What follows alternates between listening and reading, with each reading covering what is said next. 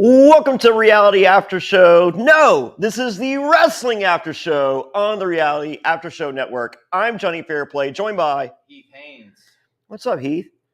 Just another beautiful day here in the heart of the Mid-Atlantic territory, ladies and gentlemen. Holy moly, we have been working like crazy, adjusting the podcast studio. It's a work in progress. We do have the Macho Man album behind us and the wrestling album. We have more things to come. This is crazy. We have callers lined up. Sean Plickett will be joining us shortly. Yes. Baby steps. We're getting there. We're getting there. We're getting there. How cool is this, man? I think it looks pretty good. Wow. I mean, it's not like we mounted and remounted that mount 4 times. Yeah, it's not like that at all. No. That didn't happen. Was it 5? Yeah, it was up there. It was more than 1, which is not ideal. But I think we got it right. I think it's looking good. By all means, let us know in the comments what you're thinking of the evolution thus far of Wrestling After Show. This is week 4 of Wrestling After Show Fair Play.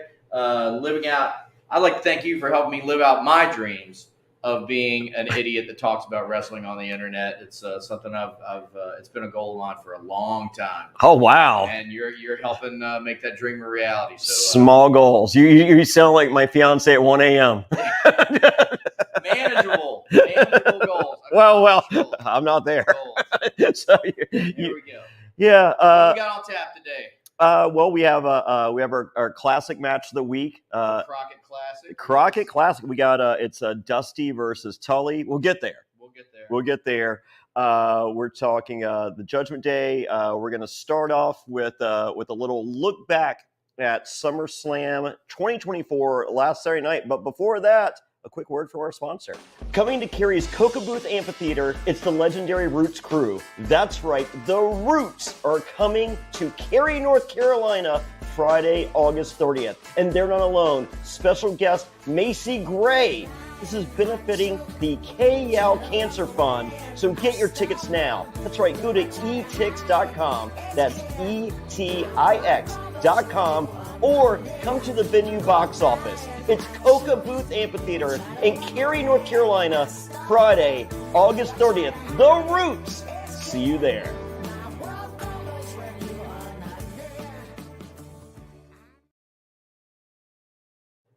And we are back. Okay, so talking SummerSlam, I know your guy is LA Knight.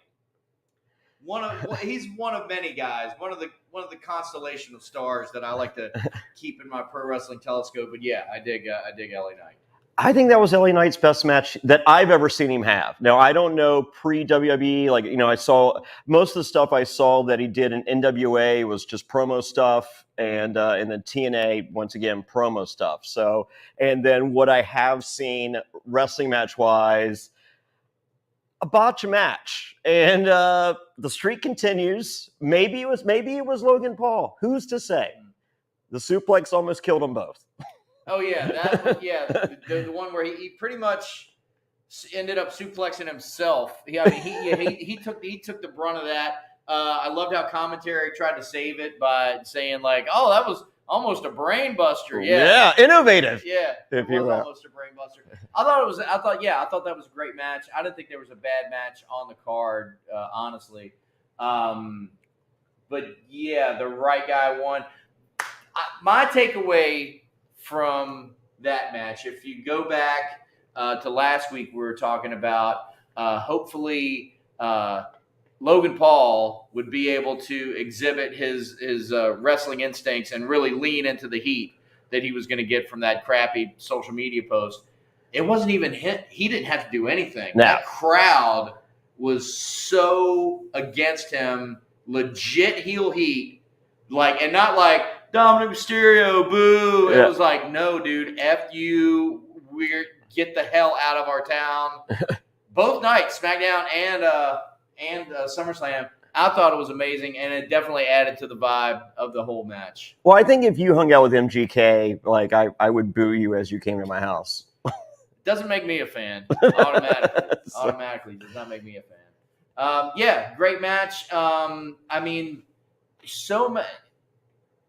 This is when you know that everything is firing on all cylinders. There's so much to talk about going into the event, and there's just as much to talk about coming out on the other side. If not more. Event. Yeah, if not more. I mean, the return of Roman Reigns. I did not, in my mind, the way I sort of booked it, I wanted to see Paul Heyman come back first and have it build up for a few weeks, like, oh, the Tribal Chief's coming. But the way they did it was awesome. It worked. The big pop. And then, of course, the controversy that's been that's been consuming a little bit of the pro wrestling media world this week has been that injury on Jacob Fatu. The injury on Jacob Fatu. Real or work? I have been in the work category the entire time. You've gone back and forth. I don't know if I've definitely gone back and forth. I will say, I mean, the days of kayfabe have been, I mean, ask the Wyatt Six at the Waffle House or whatever. The days of kayfabe, I feel, are long gone. I think MJF does his best to keep it up. But to have Jacob Fatu in a walking boot, I think is later on he was seen this week in a walking boot. My case for that, the whole thing being a work is like, oh, you just happened to legit injure yourself right when it made perfect sense for the storyline. Yeah. But it seemed like Roman Reigns was annoyed. Like Roman Reigns went in, he was just like, oh, this isn't what I had planned. Let me just do that. Like, I don't know. I mean, maybe that's just Roman, like that's the vibe Roman Reigns is giving right now. That's what I got from it. It is just annoyance and indifference, but does it make for the best baby face? Indifference and annoyance. I mean, like he looked like he smelled a fart when he walked out there. I'm thinking the injury was planned. The injury spot was planned. And you think they planned he thought he planned to hurt himself? I think he planned to act like he hurt himself, and sure. I thought he did as everything Jacob Fatu has done thus far. I thought he really did his job and carried it off. Not only just acting, portraying injury, but portraying anger at being injured. Yeah. He was just like, he was furious with himself and with the situation. And that goes back to things we've said, how just Jacob Fatu is on a next level, just working the entire time, everything he's doing. And we got to see yet another reason why they need to keep Tonga Loa on the bench with an eye patch, because he botched up that run-in. We have taller Tonga coming, so I thought that. Okay, yeah. I know they trademarked that name. Do you like taller? Like Hikuleo, I thought was a pretty good name. Tala Tonga. It's not taller. No, it's not taller. Well, I in the pecking order by height, he is the taller Tonga. He's going to be Tala though. Okay, yeah. Tala Tonga. That makes a lot more sense. No, that guy screwed up that run in. Again, my condolences. Condolences on his career. No, my opinion of Tonga Loa at this point. Give him a gimmick, a cane or a chain or a crystal ball. I don't know, that he can throw into the ring, distract somebody with. Keep the iPad. The eye patch is working. I like the iPad. The iPad. I'm looking over. For those of you not here, which is most of you because you're not invited. I have a John Wick pinball table. You sure do. He would make a good John Wick villain with the eye patch. And have a henchman in the corner, just looking menacing. I think that's about all that guy can muster. That's good, though. That's a good gig. Yeah. Good work if you can get it. Well, NWO had Vincent. Well, I think I feel he's a little higher in the food chain than Vincent. We'll see. And I mean, which I love Roderick Strong in AEW. Okay. And his mic work isn't known to be the best by a lot of people, but I like the whole stuff he did with Adam Cole, with the neck brace and Adam and all, and watching that, and I'm just like, oh my god! I was just like, with the big mustache, give this guy a blonde mullet and or a big blonde fro, and make him a heel manager, and I think there's money there. It's not working. Yeah, well, we had a cool background for a minute. We're working on it. It's a work in progress. Yeah. Other stories out of SummerSlam. I mean, what we're going to talk about is, we might as well just jump into it.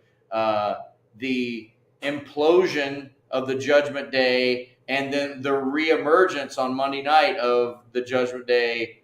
I guess you really couldn't call it 2.0 because they were already 2.0, the original Judgment Day. So we're on 3.0. Yeah, so this would be Judgment Day 3.0, the new school of the Judgment Day. Judgment Day 1.0 was so dead in the water. Yeah. That I was just like, there's no point in like I was like, wow, this is horrible. And then when Edge left, I was just like, just put a bullet in the back, Old Yeller, this son of a gun. That's funny because I've been kind of thinking the same thing about the current Judgment Day for a while. It just they're backstage.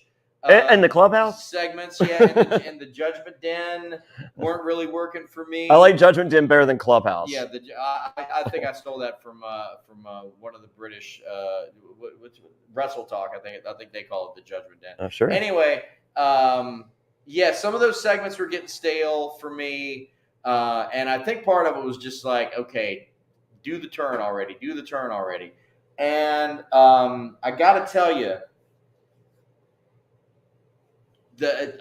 Again, another hallmark of great storytelling. As soon as Rhea got hurt, I think a lot of us were like, okay, we see where this is going. Liv Morgan comes in, gets Rhea's belt, gets Rhea's boyfriend, ha, ha, ha, and then Rhea comes back. And eventually, that's what we saw unfold, but still, it was... The way they did it was innovative and surprising. It was fun. It was male soap opera. And although that's female soap opera. Although that's what I was expecting, the fact that I don't know, I was still surprised. And you heard me. I was sitting right here in this room, and I hadn't really been I hadn't felt like I was emotionally invested in the Dom Rhea storyline. You thought you weren't. I thought I wasn't. Yeah. And then when the turn happened. You mother! I was screaming at the TV. You were screaming, that son of a bitch! Yeah, and it's like, yeah, they got me, man. I love it. Yeah, we can just turn it off. Oh no, I was going to try to do it. I was going to try to do the gimmick. No commercials. Okay, we'll get there. As I said, it's a work in progress. We're getting there, folks. There it is. Boom. Yeah, no. Okay. Boom. Fixed it. So I'm like, does Finn Balor have the legs to be the leader, or do they need some leaders? That's the whole. That was the whole gimmick. That's the whole deal. No leaders. We always said there were going to be no leaders in Judgment Day. Damian Priest, you won that World Heavyweight Championship, and you started thinking you were better than everybody else. You had this coming. So new Judgment Day 3.0, whatever it is. No leaders. So, all right. So Carlito really gets the same vote as Finn Balor. Do they ever vote on stuff? I think they just sort of come to a psychic consensus on things. Well, no, I feel like they vote on what sauces they're going to have with their tendies and nuggies. Well, for a long time, Judgment Day backstage segments were just, they were basically so cookie cutter every week. Yeah. Every week it was like somebody was going to get put on notice. Yeah. Whether it was R-Truth or JD McDonough or Dom. Somebody's going to get put on notice. Somebody's going to handle some business. Oh. There's going to be some business handled. And somebody is going to, they're going to let everybody know that they run Monday Night Raw. That was any combination, either those three or a little from column A or column B, whatever. Every week, that was the Judgment Day segment. I feel that other than being put on notice, nothing else happened of those four things. They never. Well, they tried to handle some business every week in, week out. I don't know. I'm looking forward to it. I think Dominic and Liv look fantastic together. I think that's going to be great, and I think it's going to bring out a new side of him.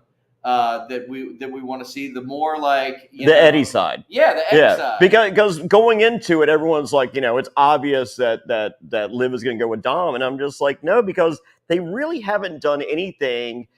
Like, Dom has the sleazy look like Eddie did, but there was always something sympathetic about like he never crossed that line into scumbaggery that Eddie Guerrero just owned and oozed like that. That was his thing. He's like, I'm a scumbag. It is lie, cheat, and steal. That's That's the gimmick. Whereas Dominic, he stayed on this side of that line, and it's just like, we probably don't see it, but it's probably Finn, and it wasn't. It was Dominic, so he can lean into that. The timing, I think the injury kind of screwed. I think it worked out in the end. Rhea's injury? Yes. Yeah. But if you look back in the history of professional wrestling, SummerSlam is the home of those mixed tag matches. Okay. So, you had Maurice and Miz against Brian and Nikki, or John and Nikki Bella. And, you've had these throughout time, these couple deals. And I think SummerSlam would have been a great time for Damian Priest and Rhea Ripley against Dom and Liv Morgan. But I think it worked out that it didn't, but that's usually where that show. That this match is coming. I mean, I don't think it's going to. It's not going to be Germany. Bad blood. So, or maybe I don't like the Judgment Day and whatever degree have to do something at Survivor Series. Maybe that's Survivor Series. But even because I think this thing is going to be. They've been dragging their feet with the story, with or without the injury. They've been dragging their feet. I think they're dragging their feet to possibly WrestleMania, Dom versus Rhea Ripley. Wow. Just going straight intergender with it. I mean, why not? Yeah, I mean, they could. That is a money match. I mean, like, you could, like, it won't headline a pay-per-view because there's so much other stuff going on. But it could, I mean, it probably does. I mean, well, shoot, 2 nights of WrestleMania. Jonny Fairplay is calling it right here, ladies and gentlemen. He's talking. I mean, I don't see him going full intergender. I definitely see the mixed tag thing happening. Oh, they're doing. I mean, well, think about China Eddie, China Jericho. Yeah, well, and China Jarrett, which that's when he left the company, and held him up for what, $200,000 or $150,000. Yeah, and that's pretty much why I'm saying, like, I don't see him going back to that, because I don't think those were ever successful. And then once you start, they were successful. Well, once you start having, it's a one-off.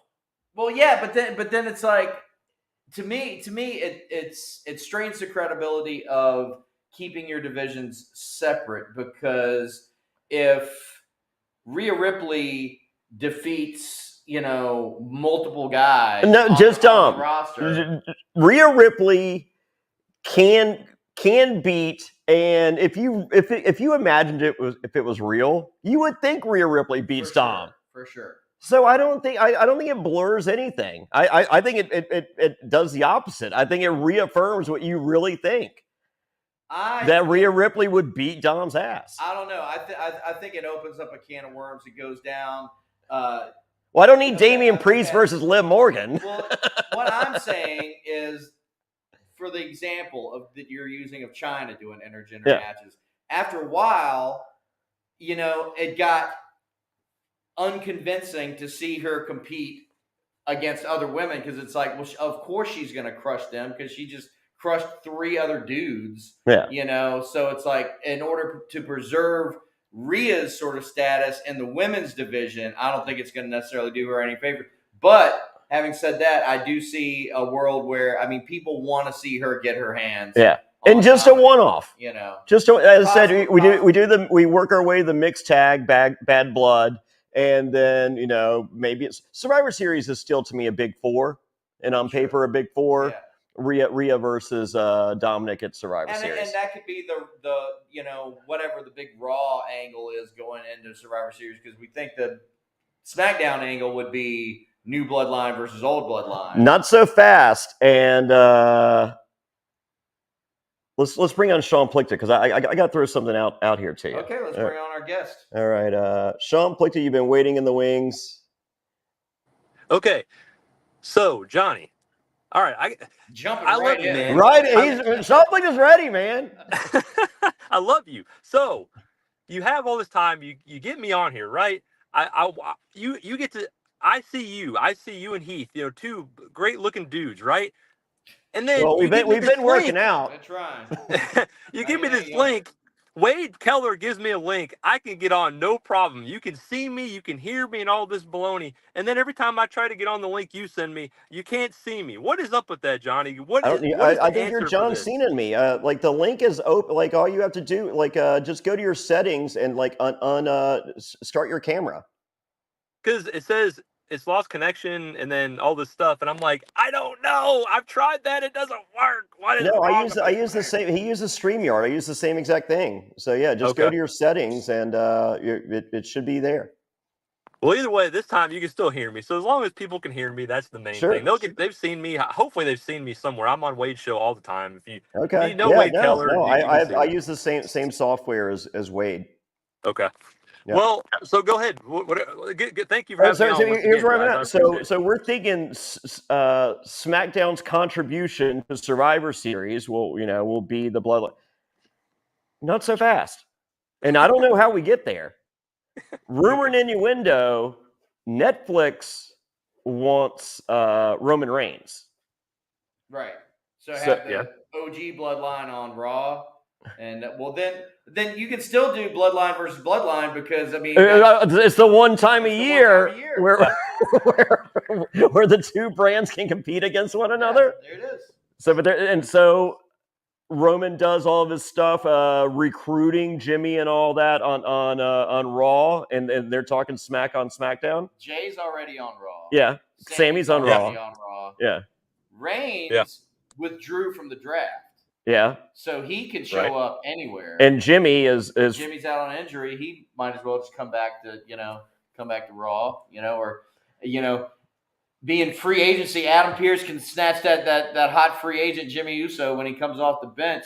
maybe we can do a trade. Who do we want to get rid of on Raw? Yeah, I would love Ludwig. I like Ludwig Kaiser's dancing partners right now, but I really want him separate from Gunther. Oh, I disagree. I think it still adds to Gunther's. You're okay with it? But I have a little kind of a toady, and he's proven himself. He's. I don't like him less than is my only problem.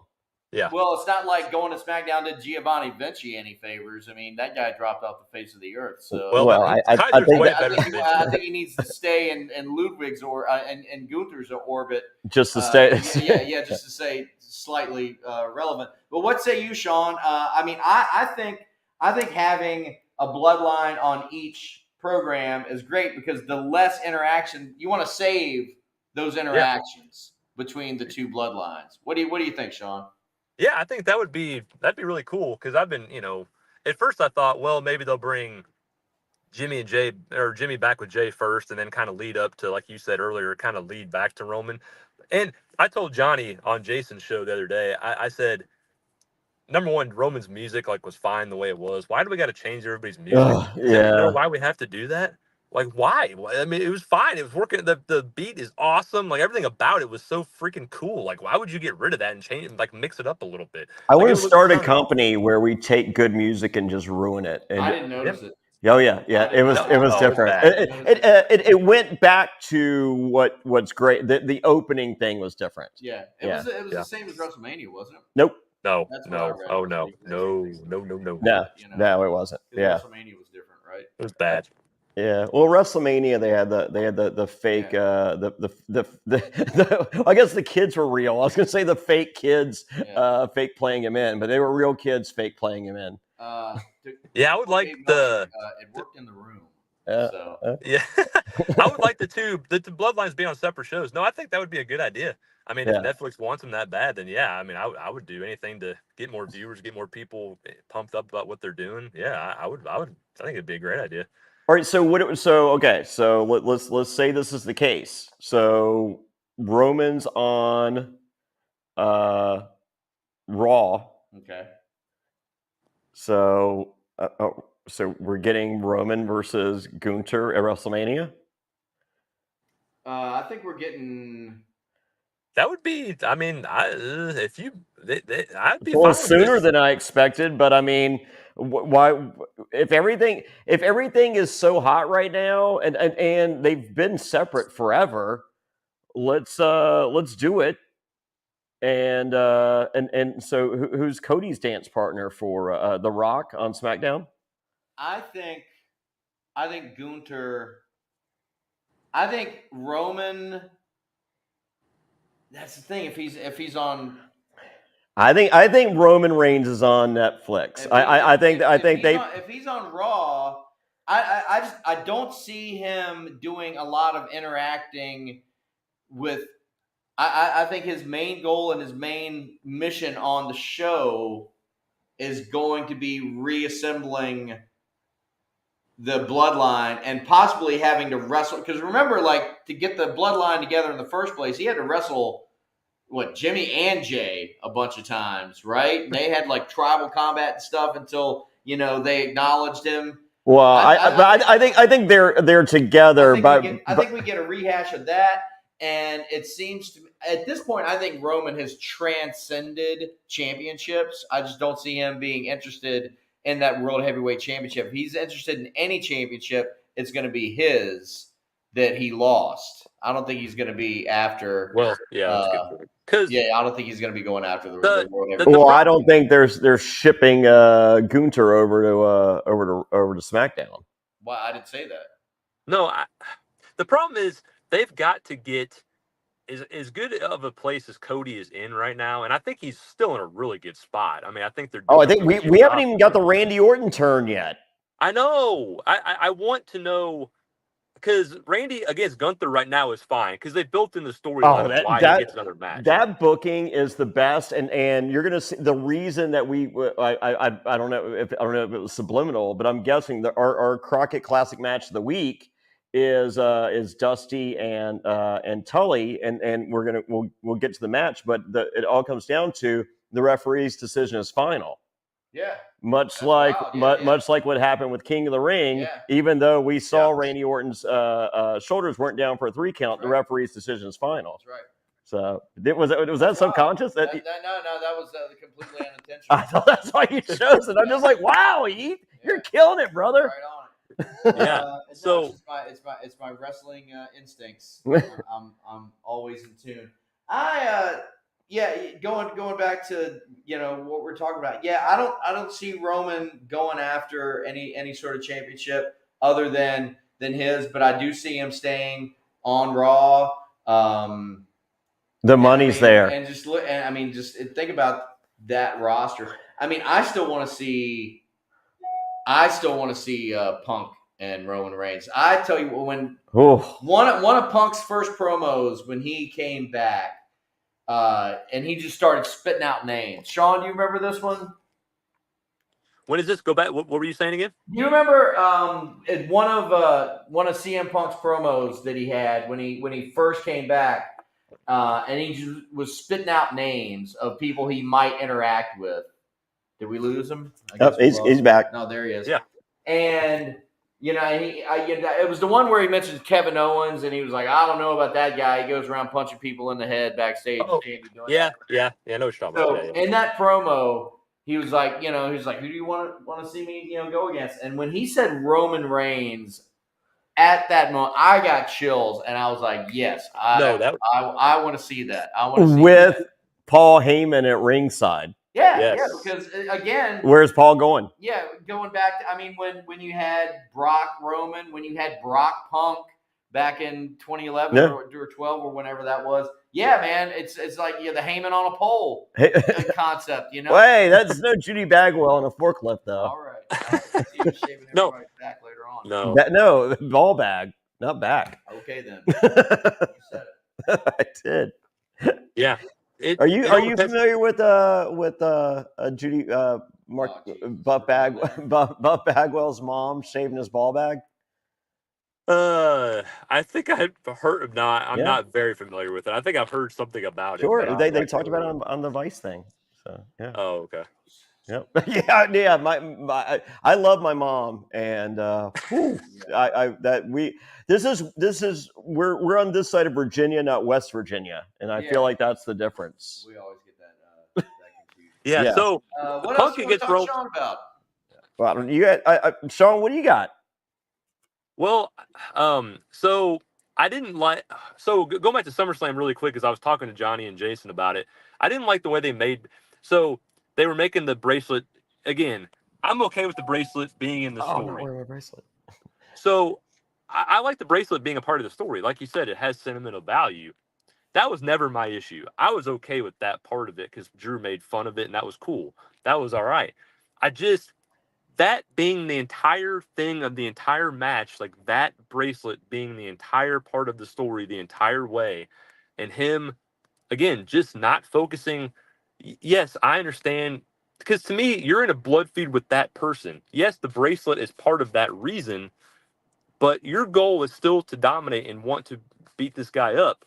And when you have him and Heath, you saw it. He had him in the Anaconda Vice. He had him in the Anaconda Vice. You want to win with that Anaconda Vice. And then when Seth says, it's over, he's out, it's over, you grab the bracelet and you move on. But no, they use that as part of the thing. Oh, I got to look at the bracelet. I got to get, and then Seth has it on his wrist. And then he's, just so focused. It does make Punk look a little weak. It just does.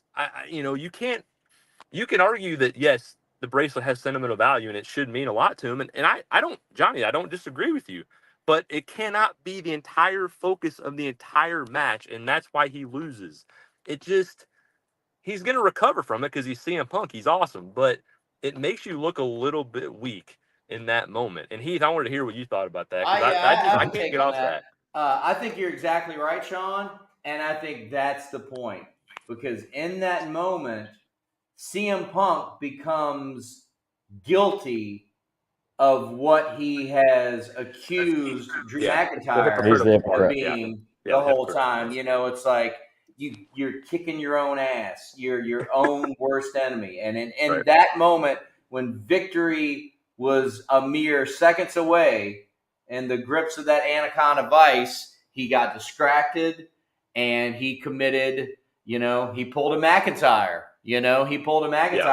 And he didn't reference, in my mind, I was like, okay, well, Monday night he comes out and he's like, hey, and he admits that. And then that shows actually the ability to recognize his failures would be a strength to him. Whereas Drew McIntyre can't recognize his own failures, can't recognize that he is his own worst enemy. He insists on blaming everybody else.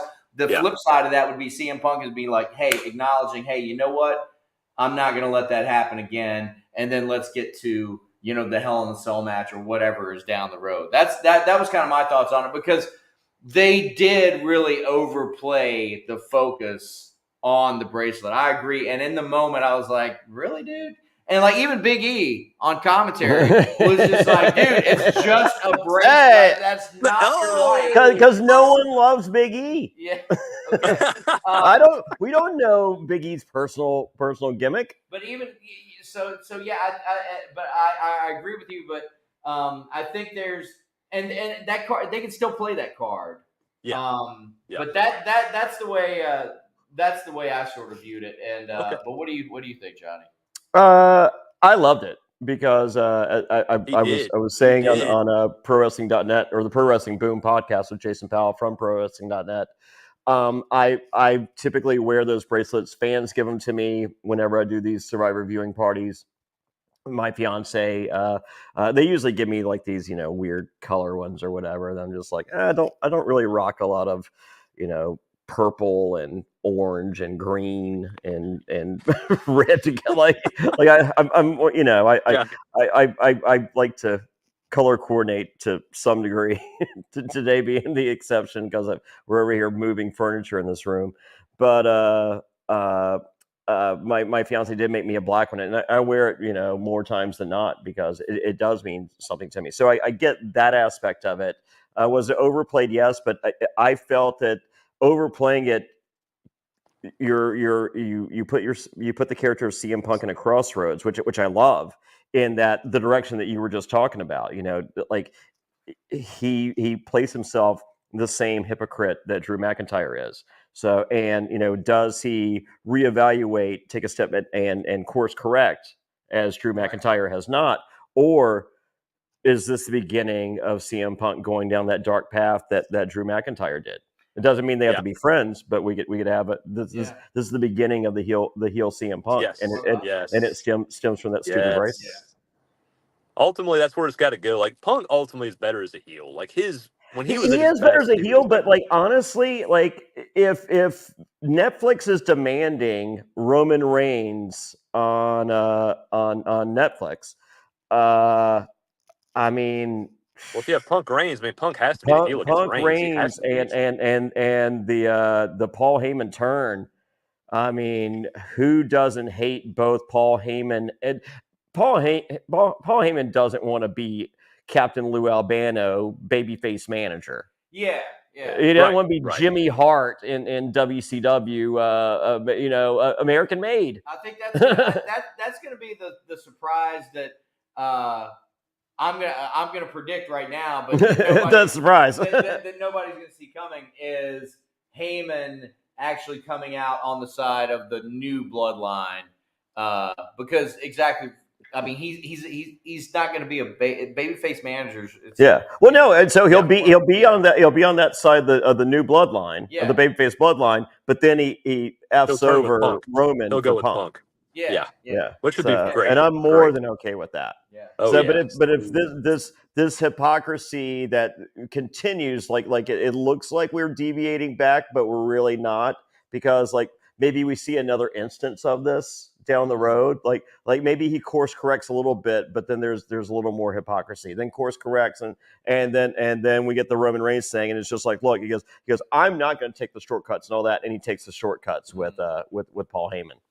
And Sean, I want to ask you about this. So moving out of or staying in that realm, but like so moving out of SummerSlam into Monday night, and we see Punk in the ring, super happy, and instead of Drew coming out, did Drew come out and then Seth? Drew came out from the Shield entrance. Seth comes out, and then Seth came out dressed as Hangman Adam Page. Seth comes out. Did you like the Adam Page reference? I hated it. They have a thing. Here comes Drew, but then so I was convinced that moving forward we would just have more Seth Drew Punk vortex action. They just keep orbiting around each other. No. I thought we were actually going to go the other way. And then enter Bronson Reed. Now, who saw Sean? I mean, nobody had that on the bingo card. What did you think about that, Sean? No, Johnny actually brought that up. You brought that up last night, right? On Wade or on with Wade on Monday, yeah. Yeah. I really did not see that coming at all either. And I'm with you guys. Like I saw him in NXT. I didn't get to see him a lot when he was in New Japan, a little bit when he was Jonah and some of the other stuff he had done. But I liked everything I saw with him on Raw so far. And then they just started having him lose. And I'm like, okay. Yeah, other than wins, I liked everything too. Yeah. And so him beating up Seth the way he did, they've got to capitalize on that, because there's something with Bronson. He's really, really good in the ring, good on the mic even.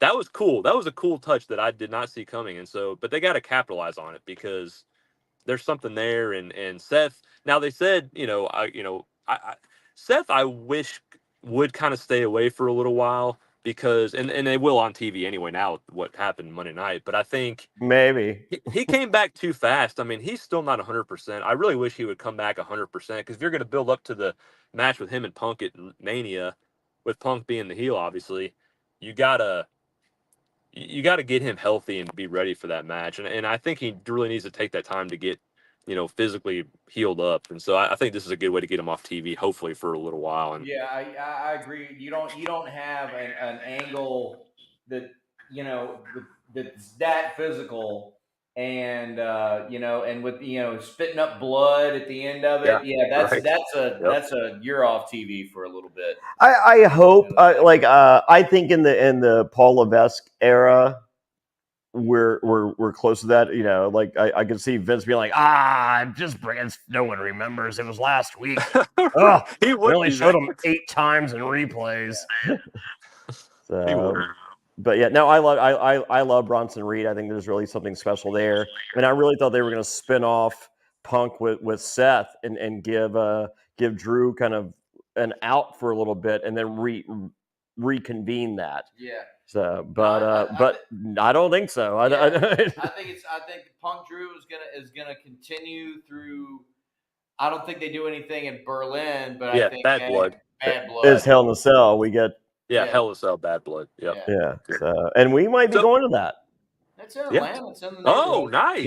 Yeah, You right should. down the road. We did miss AEW last night in Winston, and holy moly, that it sounded like was it one for the ages? No. If Sean. if you're looking for a collision taping to be held on a Wednesday night called Dynamite, then they nailed it. Yes. It was Heath. Since it was in the neighborhood, I will entertain a little AEW discussion. Sean, your thoughts on last night's AEW Dynamite? It's just again a lot of matches where you know who's going to win, which takes you can't invest in anything because you know what's happening every match.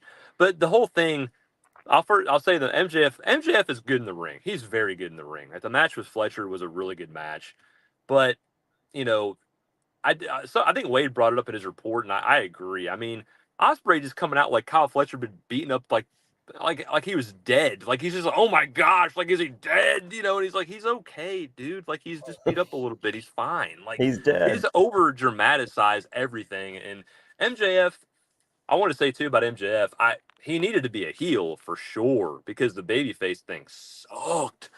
But the heel shtick's just kind of feeling not very fresh to me right now. He's just doing the same old stuff he was doing. He's got to mix up the material. Give me something different. Give me something more to invest in. I didn't really care for a lot of the stuff they did there. The American he needs to be less cute with it. Like he was good when AEW first started and he put his name on the map in AEW, and he was doing the similar work in MLW. It was the Piper heel stuff. It wasn't the cute heel shock jock stuff. So like I feel like there was a little more of that shock jock stuff in MLW, which they did pull back in AEW. But Roddy Piper, when Roddy Piper tried to be cute, he wasn't ever. And for someone that's a disciple of Piper, and him and I, talked about it, for probably half an hour. He loves Piper, and so if he could find that what makes you cool is not trying to be cool. Oh yeah. That's what's cool. And when he does the cute stuff and the kangaroo kick and that bullshit, it's just like, oh, stop. Like, you're better than that. I know. And it's with Kyle Fletcher, it's the guy. I think he has a lot of talent. I mean, he's great in the ring, but he's like won I think twice on AEW television in like over a year or maybe 2 years. I'm like, this guy, you can't just keep losing that many times and expect to get him over at some point. Like you can't lose that many times, and then you have. He wins a Ring of Honor and when a tree falls in the woods. Right, exactly. This ROH TV means nothing. Nobody cares about what's going on ROH right now. Nobody. It's not a real promotion. Ask Will Pruitt. Oh gosh, yeah. So going back to I think for AEW for the All In show, I think the 3 main matches, they have done a pretty good job building up them for the most part. I think overall, I'm excited for the 3 matches. You got Danielson Swerve. I'm super pumped about that match. Yes. You have MJF Ospreay, which will be a great match. And they, even though the build's been a little iffy at times, like the match I'm invested in the match. I don't know who's going to win. And then even though it's the international title, which I don't think it should be for the national title, but that's a whole nother story. And then you have Mariah and Tony, which I've really liked the build to that. I think they've that's been awesome. You actually appreciated that the Mariah May beat down on Tony Storm with the heel on the. Yeah, I mean, to a degree, it was a spectacle for sure. A little over the top. Yeah, well, Tony coming into disguise again last night. I didn't like that. Do something original. Like they did that 2 weeks in a row. She comes. I don't. Yeah. So okay, that's a little. But I wanted to say this too. Going back to Danielson, because again, Heath, they had him against Jarrett in a anything goes match, which like, come on. How did we miss that? Winston-Salem street fight. Oh, Winston-Salem street fight. They could have ended up at Ziggy's. Yeah. So I'm sorry. Like, I don't need Bryan Danielson wrestling Jeff Jarrett in an anything goes match at this time in their careers. I just don't need to see that. I It didn't was need to fine. see it 15 years Ever. ago. I know, but that's what I'm saying. This whole Jeff Jarrett, if you're going to be all in, you need to be all in. And then he's like, I'm going to show you I'm all in. I'm going to wrestle you in an anything goes match. Like, what the F are we, like, are you kidding me, man? Like, that's Well, what he's we're all gonna in do? on lying on his podcast about me. I'll tell you that. Oh, do you mind if I do a little show and tell here? Have at it. This asshole fucking talks shit about me on his podcast. So, yeah, you want to know what happened with Jonny Fairplay and TNA, why Jonny Fairplay and TNA didn't work? I don't know. Maybe because Bobby Heenan called Mike Tenay and was like, hey, I watched TNA. I saw you got this guy, this kid, Jonny Fairplay. I love him. I think he's great. I'm not doing well health-wise. If I could pass the torch to one person, this kid's it. Bring me in. I want to manage. Give me the naturals. Give me whoever. Jonny Fairplay comes in as my apprentice, because Trump had the Apprentice show, also a Mark Burnett production like Survivor. We do the Apprentice deal. I'm Bobby Heenan's apprentice. And we beat the shit out of him and leave him laying in the dust, and he passes the torch. And Jeff goes, oh, there's no money in that, brother. Oh, wow. Oh, my gosh. Because he wasn't the focal point? Because he's a fucking moron, you dumb fucking hick. How about that? Let it roll, buddy. Let it roll, man. Just let it roll. No, I mean, it just pisses me off that there was so much I could have done, and this idiot, just like anything, like TNA was, let's have Jeff Jarrett have a Jeff Jarrett special every week, and let's watch Jeff Jarrett round the fairgrounds, just run around, have his walk and smash match. Yeah, I don't. Obviously, his dad. His dad was awesome. His dad was awesome. Had a great mind for the business. I mean, I've always thought Jarrett was a fine in-ring guy, but he's never illustrated to me having a tremendous acumen. Yes. Or wrestling IQ. Yes. Wrestling IQ, wrestling mind. Yeah, as far as I guess he's good at backstage politics. Sure. Tony's ear at this point. No, I mean, it's so frustrating. I mean, I listened to the podcast of him talking about me. And I'm just like, okay, that's a lie. That's a lie. That's a lie. Wow. That's a lie. That's a lie. That's not true. No, that's true. And for the record, Jeff, since it was your company, I was making $300,000. So check your numbers on that too. Okay, cool. Thanks. Wow. Yeah. Wow. Well, shots fired. So, it just pisses me off because I look back and I'm just like, what happened? I mean, how did they fuck this up? Yeah, that would have been. And then I'm just like, oh, okay, remember? And so I forgot about the Bobby Heenan thing, and then he comes here, he's like, oh yeah, Johnny came in, he ain't know what he wanted to do, and I'm just like, no, dumbass. You actually called me up and it's like, hey, why don't you find someone to manage? I'm just like, what? The manager's a shoot? What are you talking about?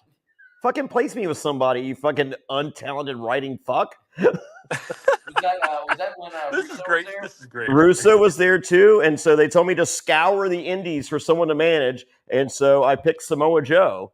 And the gimmick was I was going to bring in Samoa Joe as Reality Joe. I found him on an island when I was filming a reality show. Really? But No here was the way. thing. Funniest thing you've ever said. Edge and Christian talked about it on their podcast. They're like, oh my God, shoot me. But here was the thing. I hated the name Samoa Joe. Couldn't stand it. I thought Samoa Joe was an unbelievable talent, but I thought the name was off. And I was wrong. I'm wrong on this one, but I didn't think the name Samoa Joe. So I was like, let me bring him in as Reality Joe. I got this island monster, can't control him, blah, blah, blah. And the guy's killing people, but he's just getting over because he's so like, how can you not love Joe? And basically the fans were like, fuck this Jonny Fairplay guy. Like, turn babyface, kill him, whatever. Yeah. And he kills me and he's like, my name is whatever his real name is. And just give him a name other than Samoa Joe.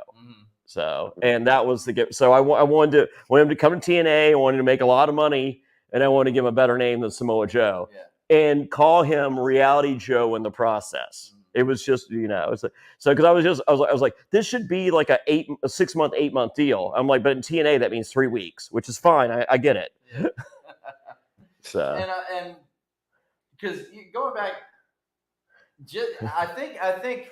Well, what time frame are you talking? What year? 2004. The Heenan. So yeah, I was like, I was for sure a lapsed fan around that time. And if I had heard about you doing something in TNA with Bobby Heenan, that would have brought my eyeballs back to it. Well, fast forward a year. They had Jimmy Hart pitched pretty much the same thing, and Jimmy Hart literally went to the warehouse, pulled up all the old jackets. They literally filmed him going through, like holding up the Hart Foundation jacket and the Dino Bravo, all the different jackets of people he managed.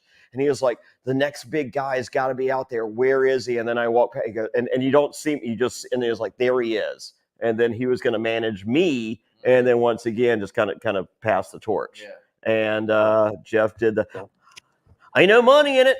Ain't no money in it. It's like, ain't no money in what? Ain't no money in you hold the belt for 11 out of 12 months at a fucking fairgrounds doing the same match every time. Yeah. 18 ref bumps. Oh gosh, don't even start on ref bumps. Oh my Lord, have mercy. No, I mean, as I've always liked Jeff as a person because he's always been nice to me. But I've always heard they talk shit about people behind their back. So to hear him do that fucking podcast and talk, I'm just like, dude, fuck, like I thought you were my friend, and obviously you're not because you fucking lie. You literally said 18 fucking lies to Conrad in a fucking row. Oh wow. Well, I mean that's my thing. I've never been a huge. I mean, I liked some of the stuff like the Double J. And no WWF one's ever been a huge Jeff Jarrett fan. Jesus, that's blasphemy. But I mean, like some of the stuff he did with the roadie against Razor back in the day. Like, I mean, some of that was okay. I mean, mid card at best, brother. Yeah, no, it was. That's what it was. Yeah. No, so one quick thing before I go. Thank you for having me on again. By the way, this has been a blast. This is always thank fun. You, Sean. So, going back to WWE because WWE is better. No offense, AW. I wanted to hear what you guys have thought about the Wyatt Six stuff. What about the match Monday night? I've always been kind of like a little iffy on it, and I still always am to a degree, just because I'm like, okay, I need to see it in the ring. And then we saw it in the ring, and it was okay. Monday the match was fine. It was good. I like Gacy and Loomis are good guys to be in this group with Bo. I think it's good. Nikki's cool in her role so far. That's been fine.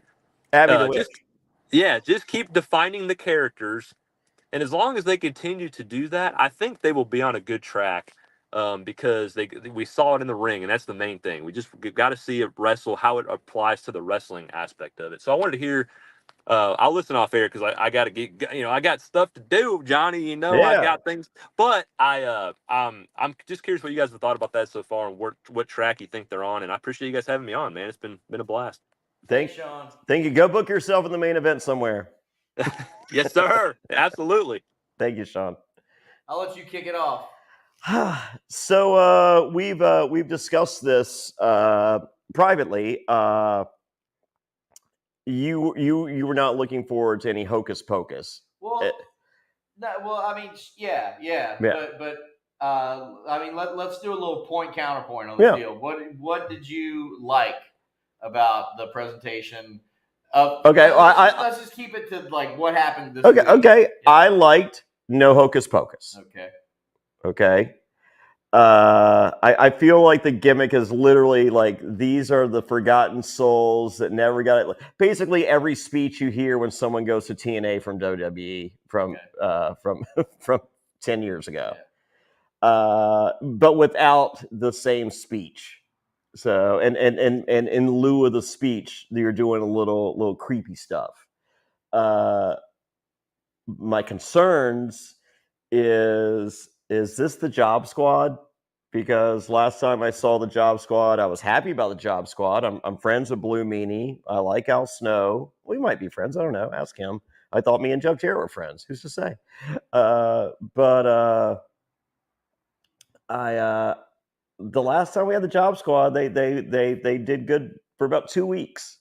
So we finally had the first match, and it was okay. They don't have superpowers. It's not the hocus pocus. It's just these guys who maybe didn't get a fair chance, and maybe they are getting a fair chance with some cool. So, but I need. Like they did so good with the Bo Dallas intro, and they did good with the Eric Rowan intro, and then the next 3 or 4, however many there are, I guess there's 6. The next ones were just jump cut and a scream. I need more than a jump cut and a scream. My thoughts on the Y6. Big picture, it's not for me. Sure. Breaking it down a little bit. I get that you want to pay tribute to your brother, who was, was in the business and I mean, he was like multi-time champion, and a visionary. Maybe. Let's just say, I was never a big fan of Bray Wyatt's presentation, mainly just because it's like, wow, that guy can cut a promo. I have no idea what he just said. He never got me invested. Yeah. Let's just say that. Bunch of mumbo jumbo. Yeah, a lot, and kind of went nowhere. And then especially with the Fiend, just like, what do you like in ring? What do you have to do to this guy? And eventually, Randy Orton burned him alive. So that strains credibility. And I guess that's probably at the root of my problem with all of it, is it strains the credibility of the storytelling, and it's a detriment to the overall logic of what's happening on the television show. When so like, what you're saying is like, okay, so they're like basically a glorified job squad, in that they are these misfit wrestlers who maybe didn't get a fair shake, and they've decided to come together and they're going to have each other's back. Great. Do that without fog machines and strobe lights and. Well, I think they need the fog machine and all the production touches. Because again, it's like, well, where does all that stuff come from? I mean, like, somebody's got your back, because like, they're finally getting the chance. Production is over the top for you guys, so I guess you're now you're getting your shot. You're finally getting the chance. Ring, I'm glad they sold. And let the Creed brothers, get the heat on them, and then they made their comeback and they won, and then everybody hugged. And like, honestly, like, it could end right now. You could end right there and be like, all right, great, we did it. Because they didn't get any on any other aspect of the show. But it's not something I care about. It's not something I see myself caring about in the future. And like I said, for me, it's just like, again, one of the hallmarks, I think, of what makes this current era so good in WWE is the logic. Yeah. And it's like, oh, the cause and effect. And like, oh, now I know why these people are mad at each other. I don't know why these people are here. I don't know why they're here. Other than, I guess they want to get their shot. But like, what does that look like? Championships? Or yeah, I don't know, man. And it's like, yeah, fog machines and bad VHS dubs of people interviewing themselves. Jump cuts. It's not for me, man. Yeah. It's not for me. The one aspect of the whole thing that I did think was cool, and I thought this was cool with, when they would do it with Bray, like when he was doing his return a few years ago, whenever that was, the scavenger hunt deal. I think that's great, and that gets people involved. But then, like, where do you go with that? That can't just constantly be a thing. So I thought that was kind of cool. But yeah, man, it's not for me. I'm glad the people that are enjoying it, and apparently a lot of people are super. I think people like to play along with it with the Firefly stuff on their phone and all that. People love their phones. People love their phones. All right, so before we go, let's talk the Crockett Classic of the week. Crockett Classic of the week, going all the way back to June 6, 1987, and the second best year of Dusty's booking reign. 86, hands down.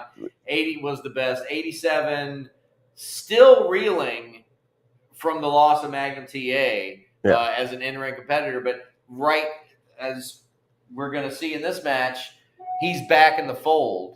I didn't like Magnum back in the fold back then, but it's tough to watch now. As a kid, I was really stoked. But the match we're talking about is June 6, 1987, in the Greensboro Coliseum, and this was a TV match. This was broadcast on TV for the World Television Championship. The champion Tully Blanchard defending against the American Dream Dusty Rhodes. On the line, not only the World's Television Championship, but $100,000 they pooled together. Yeah, each guy put up $50,000, and it's Dusty's booking was so great in some ways, and had its deficiencies in others.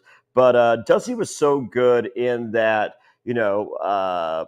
he would have everybody talk about everybody. Yeah. Like that was one of his greatest booking assets. Like the Boogie Woogie Man is like, one day, Ric Flair, I'm coming, for you, blah, blah, blah. And everyone just put over everyone else. It's just like, oh, I'm going to beat them. I'm going to beat them. They're the best. They're the best. I want that belt. I want that belt. I want that belt. Well, Dusty, he'd just come off winning the World Heavyweight Championship. And, and fast forward a few months later, he comes here and he's just like, that World Television title, Daddy, that's a big belt. That's a lot of people looking at the belt, and $100,000 going with it, Daddy. Oh, my God. This could be bigger than the World Heavyweight Championship. Well, everybody talks about Dusty Rhodes and Ric Flair and what a long rivalry and a storied rivalry they had. I think right up there against it, and almost simultaneously, was as good a rivalry with Tully Blanchard. Oh yeah, because you had the stuff with Baby Doll, you had television title, you had the national championship, you had so much. I love looking back. Top 5 favorite wrestler of all time, when I was 12 years old, Tully Blanchard. Yeah, because he walked the walk and talked the talk. I can see that. And so this chapter of the Tully Blanchard Dusty Rhodes feud is unfolding. Dusty has wanted a shot at that World Television title, and Tully Blanchard has rebuffed his advances. He's ducking, shucking, and jiving. Not only does Dusty Rhodes want the shot, but the people want Dusty Rhodes to get a shot, and they want Dusty Rhodes to get a shot at this World Television title so much that they have started sending him money in the mail. And Dusty Rhodes has amassed $50,000 from people sending money. Of people have spent their hard-earned money to Dusty Rhodes, and he carries it around in a brown paper bag. How much was Jim Cornette or Jim Crockett and Dusty Rhodes laughing at people sending them money? Yeah, I don't know. But I'm guessing my grandma's payment $700 club didn't make it that month. Yeah, I'm guessing it really didn't happen. But anyway, I'm guessing it did happen. You don't think that didn't happen? I bet people sent money. I don't think that happened. I literally believe people sent money. I love that you believe that. Well, I'll ask Tony Schiavone. I would not. You would be shocked that people sent money. You're insane. You don't remember? You saw the crowd. They would have thrown money out there. If they had passed a collection plate at the Greensboro Coliseum, they would have filled it up 8 times over. Yeah, I don't think people sent $50,000. I don't think they got $50,000, but I think people sent money. I think people stupidly sent money. Regardless, okay. Dusty Rhodes has $50,000 of the people's money, and he wants to put that up against that World Television Championship. So Dusty Rhodes is not good with his money, apparently. Like Dusty Rhodes, he's a superstar. He should have $50,000. He should. People shouldn't have to send him money. Yeah. So that's what's on the. So he is the common man. He's put up $50,000. they had a press conference. Oh, not a press conference. They had a contract signing. Sure. Before this match, where they're negotiating the contract, and J.J. Dillon says, "Well, in addition to our normal, appearance fee, we're going to need a little something else on the table." So Jim Crockett writes them a check for $50,000, Yes. hands it to them, which they immediately say they co-sign it and then hand it back to him, and he's like, "Well, this is our buy-in for the match." So they technically did not put up any money. $100,000 on the line. Magnum TA, who was at this point, this is in June of 1987. His accident was in October of 86. So math, numbers, 8 months. Sure. Yeah. Who's to say? Removed. And they said he would never walk again. Yes.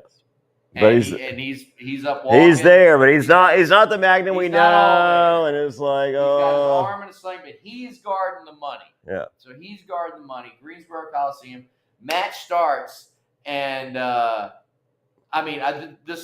just felt uncomfortable every time Magnum was out there, because I always felt that they were going to try to do more than they should. As a kid, I was just happy to see him. Yeah, and that part, yes. Yeah, and looking back on it now, it's just like, ugh, when he goes to slap Tully at one point, it's not great. No, but they have pretty much a standard match. The other thing about they have a standard match, but a ton of Dusty offense. Yeah. Oh yeah, he's shining. Yeah. Working the leg. Find the elbow, Daddy. Find it. Run into it as fast as you can. The elbow. Another item that was in the contract signing is, okay, of course this is a television title match. Yeah. Should be a 20-minute 25-minute time limit. This match, however, 60-minute time limit. 60-minute time limit. And we nearly went 60 minutes because of all the commercials. And then if you notice, we come back from a commercial exactly where we left off. I'm like, wait a second, the math doesn't matter. I love that. Yeah. I actually love that. So Dusty gets a ton of offense, but, always the story in Dusty matches of this era is, the bad leg. Oh, yeah. Because them dastardly horsemen. Tully goes to work on the leg. Did you love the figure four outside the ring? Because I felt the crowd went insane for that, and I'm just like, I want some more. I want more figure four in general, but I want it to be more respected. Yeah. And then when we get a figure four outside, it's like, holy shit, what is this? Got the figure four outside of the ring, and Tully signaling while Tommy Young, the referee, is trying to break it up. Tully signaling to JJ, come over here, and he, cream and that shoe. The leather sole of JJ Dillon. And we get Tony Schiavone working solo. And I was happy. And talking to himself. He was like, I'm going to go back and find Tommy Young. And I was happy for you in this match because we got to see a big atomic drop. Oh, I love it. From Big Dust. Yeah, I love it. I want the atomic drop back. Yeah. And I want the figure four protected. Figure four protected and atomic drops to return. So matches back and forth. Dusty is never down and out, and they did one interesting spot. They get shot into the ropes, and they both come back with flying body presses, dueling cross bodies. Yeah, but and you would think that Dusty would have a huge advantage on the dueling cross body. But here's the issue here. Tully was full speed on this. If you look, Tully was going twice as fast as Dusty. So it even like that, the velocity and all that factor in there. And they both sort of, and the mark of an amazing heel, and Bruce Pritchard will tell you if you listen to Something to Wrestle with Bruce Pritchard. I don't know if he continues to harp on it because this is an early staple. But the mark of a good heel is just taking that bump and just shooting right back up. That's a great, a good, what you would think would be a good baby face, because you think of a baby face as springy and wiry and all that. A great heel is that ability to take that bump, pop right back up, to take that bump right. Just boom, just boom, boom, boom, boom, boom. Yeah. And it's so amazing. Like John Tenta was he would just feed right back up. Yeah. You know, so many, and Tully Blanchard, easily top 10 of all time. As I said, man. top 5 for me as a kid. Yeah. He would just pop up, just like, thank you, sir. May I have another? The bump and heel, the proverbial bump and heel. Yeah. So anyway, we're getting down to the closing moments, and Dusty Rhodes performs Tully Blanchard's signature finisher move, the slingshot suplex, which is one of my favorite. I love the slingshot suplex. It's great. Performs it on Tully Blanchard. They land by the ropes. Tully gets Tully's on the bottom. Dusty pins him. 1, 2, 3. Leg on the rope. Yeah. Referee Tommy Young already counted the 3. Is in perfect position to see the pin, but when Dusty clears his vision, he sees that leg on the rope. Dusty is under the impression that he is now won $100,000 of the people's money. And the World Television Championship. Yeah. The people's money and Jim Crockett's money. He's in the throes of ecstasy at this moment. Referee Tommy Young sees the foot on the rope. And J.J. Dillon, that son of a bitch, that evil bastard, takes this opportunity to go over and steal the $50,000 in the paper bag. We neglected to mention Dark Journey, the new administrative assistant for Tully Blanchard Enterprises. Yes. She comes into play. She's distracting Magnum TA. Well, very easily. Yeah. While J.J. Dillon absconds with the cash, Dusty, in turn, chases after the cash. Into the parking lot. You can see Wahoo McDaniel's Cadillac out there. Referee Tommy Young starts counting him out because this match is not over. His foot was on the rope, and he calls for the match. So Dusty Rhodes gets counted out. The good old Dusty finish. A variation of it, but yeah, for sure, you get the moment of victory. It's all about the moment. People want that moment. People want that moment of victory, and then and then you take it away.